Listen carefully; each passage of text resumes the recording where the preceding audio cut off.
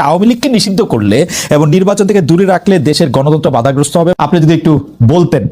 দেখেন, আওয়ামী লীগ হচ্ছে সব থেকে বড়, সব থেকে পুরাতন দল। আওয়ামী লীগ, আপনি যে কথাটি বললেন, বাংলাদেশকে স্বাধীন করেছে। আওয়ামী লীগকে বাদ দিয়ে আমাদের কোটি কোটি ভোটার আছে, তাদেরকে বাদ দিয়ে একটা নির্বাচন, এটা কারো কাছেই গ্রহণযোগ্য হবে না। আমাদের দেশের জন্য আন্দোলন করতে হবে। আমরা আন্দোলন করতে চাইনি, আমরা সংঘর্ষ চাই না, তবে আমাদেরকে কোনো দিকেই কোনো কি বলবো পথ দেওয়া হচ্ছে না। এখন আমাদের আন্দোলন ছাড়া আর কোনো উপায় নেই।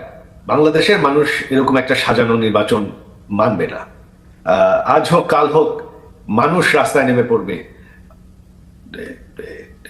এটা তারা মানবে না। আমরা যে শাটডাউন দেখেছি, বাংলাদেশের মানুষ সেটাকে রেসপন্ড করেছে। 13 তারিখে ঢাকা শহর সম্পূর্ণ বন্ধ ছিল। 16-17 তারিখে সারা দেশেই মানুষ বন্ধ রেখেছে। তিনি মানতে রাজি না। দেশের মানুষও এখন ভীষণ অসন্তুষ্ট। দেশে কোনো আইন শৃঙ্খলা নেই, অর্থনীতি একদম নেমে গেছে, দেশ একটা মৌলবাদী দেশ হয়ে যাচ্ছে। এটা কেউই পছন্দ করছে না। আপনি কি মনে করেন না যে আওয়ামী লীগ মানে রাজনৈতিক দল হিসাবে এতটাই দুর্বল এখন হয়েছে? মানে বিভিন্ন জায়গায় আমার কাছে যেরকম লোকজন বলে আর কি, আওয়ামী লীগ পরিচয় দিতেও মানুষ এখন আসলে স্বাচ্ছন্দ্য বোধ করে না। আওয়ামী লীগে তো এরকম অবস্থা কখনো ছিল না। আমাদের দল হচ্ছে আওয়ামী লীগ। এটা হচ্ছে বাংলাদেশের সব থেকে পুরাতন দল, সব থেকে বড় দল। বাংলাদেশ স্বাধীন করেছি আমরা। আমরা কোথাও যাচ্ছি না। আজ হোক কাল হোক আমার মা দেশে ফিরে যাবে। হ্যাঁ, অবশ্যই। এই ইউনূস সরকার হচ্ছে পাকিস্তানি, তাদের সাথে হচ্ছে জামাতে ইসলাম, যারা বাংলাদেশকে কোনোদিন পাকিস্তান থেকে স্বাধীন হতে চায় না। তারা 71-এ জঙ্গি হিসাবে আমাদের বাঙালি 3 কোটি বাঙালিকে হত্যা, 30 লক্ষ বাঙালিকে তারা হত্যা করেছে। তো এখন তারাই কিন্তু ইউনূসের সাথে আছে। তারা চাচ্ছে বাংলাদেশ পাকিস্তানের একটা অংশ হয়ে থাকুক। সম্পর্কই হচ্ছে পাকিস্তানের সাথে, তারা সম্পূর্ণভাবে পাকিস্তানের সাথে জড়িত। পাকিস্তানকে তারা পারলে বাংলাদেশে নিয়ে আসে। জামাতে ইসলাম হচ্ছে ইউনূসের মেইন ব্যাকার, তারাই হচ্ছে ইউনূসের মূল শক্তি। আর তারা বাংলাদেশকে পাকিস্তানে পরিণত করতে চায়। বাংলাদেশের মানুষ সাজানো নির্বাচন মানবে না। আর আওয়ামী লীগ সব থেকে বড় দল, সব থেকে পুরাতন দল। আওয়ামী লীগকে শেষ করা সম্ভব না। আজ হোক কাল হোক একদিন আওয়ামী লীগ ফিরে আসবে, এটা হবে। এখন তো বাংলাদেশ সরকার সম্পূর্ণ অবৈধ, এটা তো আমাদের সরকার না, এখানে তো বিশ্বাসের কোনো প্রশ্নই ওঠে না। তবে আওয়ামী লীগ এখন সম্পূর্ণভাবে ঐক্যবদ্ধ। আওয়ামী লীগ শুধু না, যত সেকুলার দলগুলো আছে তাদেরকে কিন্তু নির্বাচন থেকে বাদ দেওয়া হয়েছে। আওয়ামী লীগ কিন্তু শুধু না, একা না। তো সেকুলার ফোর্স যদি আপনি বাদ দিয়ে মৌলবাদীদেরকেই ক্ষমতায় আনতে চান একটা সাজানো নির্বাচন করে, তাহলে তো অবশ্যই ভারতের জন্য একটা ভয়ঙ্কর পরিস্থিতি হবে। জনাব মির্জা ফখরুল ইসলাম আলমগীর মনে করছিলেন যে ইউএনবির খবর অনুযায়ী আওয়ামী লীগ মানে ইউএনবির খবর থেকে আমি যা জানলাম সেটা হচ্ছে আওয়ামী লীগকে নিষিদ্ধ করলে এবং নির্বাচন থেকে দূরে রাখলে দেশের গণতন্ত্র বাধাগ্রস্ত হবে, এবং তিনি আওয়ামী লীগকে নিষিদ্ধ করার পক্ষে নন। ভার্চুয়ালি বিএনপির আমি দ্বিতীয় বলবো না তৃতীয় বলবো আমি ঠিক জানি না, কিন্তু বিএনপির নীতি নির্ধারকদের একজন তো বটেই উনি, এবং সর্বোচ্চ নীতি নির্ধারকদের একজন। তিনি মনে করছেন যে আওয়ামী লীগ এখন মাঠ ছাড়া হলেও তাকে ব্যান করা সেটা গণতন্ত্রের জন্য, রাজনীতির জন্য ভালো হবে না। আপনার বিশ্লেষণ একটু শুনতে চাই। যেই স্বৈরাচার পালিয়ে গিয়েছে, যেই স্বৈরাচারকে বাংলাদেশের জনগণ বিতাড়িত করেছে আন্দোলনের মাধ্যমে,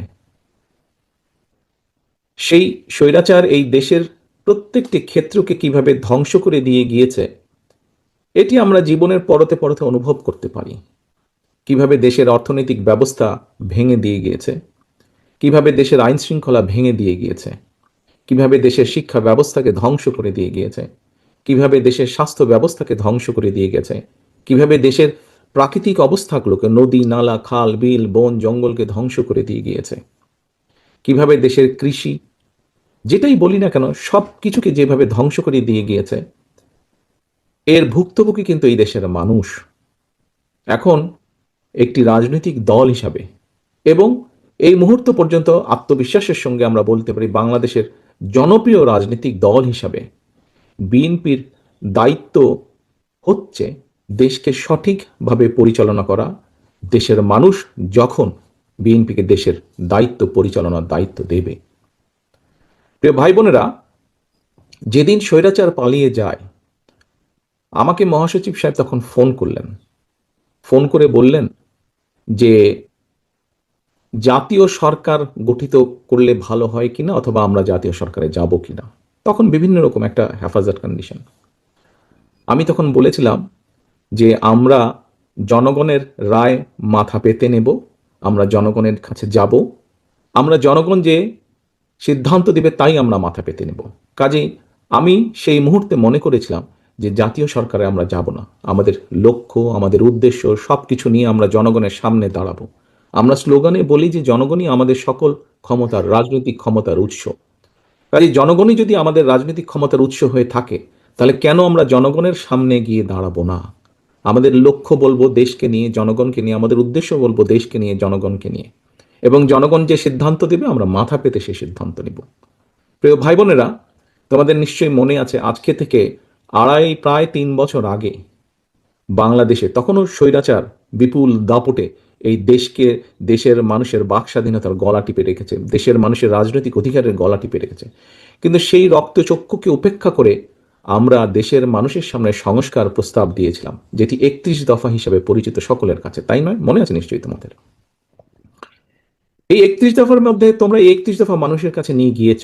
আজকে আমরা 31 দফার ভেতর থেকে বিভিন্ন শ্রেণীর মানুষের কিভাবে আমরা ভাগ্যের পরিবর্তন ঘটাতে পারি, সংক্ষেপে তোমাদের সামনে আজকে 8টি সাবজেক্ট উপস্থাপন করা হয়েছে। এর মধ্যে আছে, এখানে এক বোন বলেছে সে ক্ষুদ্র জনগোষ্ঠীর প্রতিনিধিত্ব হিসেবে বলেছে, তার প্রশ্নটি অন্যরকম ছিল। অন্য অনেকেই বলেছে, শিক্ষা নিয়ে বলেছে, অনেক কিছু নিয়ে বলেছে। দেখো, বাংলাদেশ যখন 1971 সালে স্বাধীন হয়, সেই স্বাধীনতা যুদ্ধে লক্ষ লক্ষ মানুষ যুদ্ধ করেছে, লক্ষ লক্ষ মানুষ প্রাণ দিয়েছে যুদ্ধে। অর্থাৎ দেশটি স্বাধীন করার জন্য কিন্তু লক্ষ লক্ষ মানুষকে এক কাতারে এসে দাঁড়াতে হয়েছে। আজকে আমরা দেশ গড়ার পরিকল্পনা, এই কাজটি যদি আমাদেরকে সফল করতে হয়, সারাদিন যে সকল বিষয় নিয়ে তোমরা আলোচনা করলে, এই কাজগুলোকে নিয়ে যদি আমাদের সফল করতে হয়, অর্থাৎ দেশকে যদি সামনে নিয়ে যেতে হয়, মানুষকে যদি তার অবস্থান পরিবর্তন করে ভালো অবস্থানে নিতে হয়, তাহলে আমাদের সকলকে কাঁধে কাঁধ মিলিয়ে কাজ করতে হবে।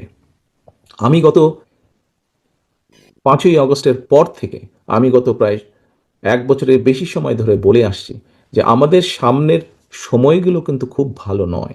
সামনে অনেক কঠিন সময়ে অপেক্ষা করছে আমাদের জন্য। বিভিন্নভাবে বিভিন্ন রকম ষড়যন্ত্র বিভিন্ন জায়গায় হচ্ছে। এই ষড়যন্ত্র রুখে দিতে পারে এই দেশের জনগণ, এবং এই ষড়যন্ত্র জনগণকে নিয়ে সাথে রুখে দিতে পারে বিএনপি, বাংলাদেশ জাতীয়তাবাদী দল। এই ষড়যন্ত্র রুখে দেবার একমাত্র উপায় হচ্ছে গণতন্ত্র, গণতন্ত্র এবং গণতন্ত্র। আমরা যদি গণতন্ত্রকে প্রতিষ্ঠিত করতে পারি, যে কোনো মূল্যে জনগণের মতামতকে প্রতিষ্ঠিত করতে পারি, তাহলে অবশ্যই অনেক ষড়যন্ত্রকে আমরা রুখে দিতে পারবো। কিন্তু ষড়যন্ত্রকে রুখে দিতে পারলেও তারপরেও কিন্তু সামনে অনেক কঠিন সময়। একটু আগেই আমি বলেছি, এবং তোমরা নিজেরাও জানো, তোমরা আজকে ছাত্র দলের প্রতিনিধি হিসাবে এখানে প্রত্যেকে উপস্থিত আছো, ছাত্র হিসাবে তোমাদের নিজেদের ধারণা আছে, প্রত্যেকটি ক্ষেত্রে একটি অরাজকতা বিরাজ করছে। কাজে আমরা এখানে আজকে অর্থনীতি নিয়ে আলাপ করেছি। আমরা এখানে তরুণ যে সমাজ, কয়েকজন তোমরা প্রশ্ন করেছে, তরুণ যে সমাজ, তাদের সামনে সবচেয়ে বড় যেই সমস্যাটি তাদের কর্মসংস্থানের বিষয়, এই কর্মসংস্থানের বিষয় নিয়ে আমরা আজকে এখানে আলাপ করেছি। আমরা দেশের মানুষের স্বাস্থ্য নিয়ে এখানে আলোচনা করেছি। আমরা এখানে দেশের যে অর্ধেক সমাজ নারী সমাজ, এই নারী সমাজকে কিভাবে ইম্পাওয়ার করা যায় এবং তাদের কন্ট্রিবিউশনকে সমাজের মধ্যে নিয়ে আসা যায়, এবং যেটার শুভ ফল দেশের অর্থনীতি, দেশের সমাজ ব্যবস্থা, পরিবার, স্বাস্থ্য সবকিছুর উপরে সে শুভ অবস্থাটা পড়বে, কিভাবে সেটা করা যায় তা নিয়ে আমরা আলোচনা করেছি। দেশের পরিবেশ নিয়ে আমরা আলোচনা করেছি। দেশের শিক্ষা ব্যবস্থা নিয়ে আমরা আলোচনা করেছি, কিভাবে শিক্ষা ব্যবস্থাকে আমরা গড়ে তুলতে পারি, কিভাবে শিক্ষকদেরকে আমরা গড়ে তুলতে পারি সুন্দরভাবে। কারণ শিক্ষকদেরকে যদি আমরা গড়ে তুলতে পারি, তাহলে ভবিষ্যৎ শিক্ষা ব্যবস্থাকেও সুন্দরভাবে গড়ে তুলতে পারবো। কিন্তু এই কাজগুলো করা কিন্তু কঠিন কাজ, নট ইম্পসিবল, কিন্তু অনেক কঠিন কাজ। এবং দেশ এবং জাতিকে যদি নেতৃত্ব দিতে হয়, তাহলে অবশ্যই একটি পরিকল্পনা আমাদের সামনে থাকতে হবে। প্রিয় ভাই বোনেরা, তোমরা আজকে যখন এই হলে এসে বসেছো, তোমাদের আলোচনা শুরু হয়েছে, তোমাদের আলোচনা শুরু হওয়ার সময় তোমাদেরকে প্রত্যেকে একটা করে ফোল্ডার দেওয়া হয়েছে।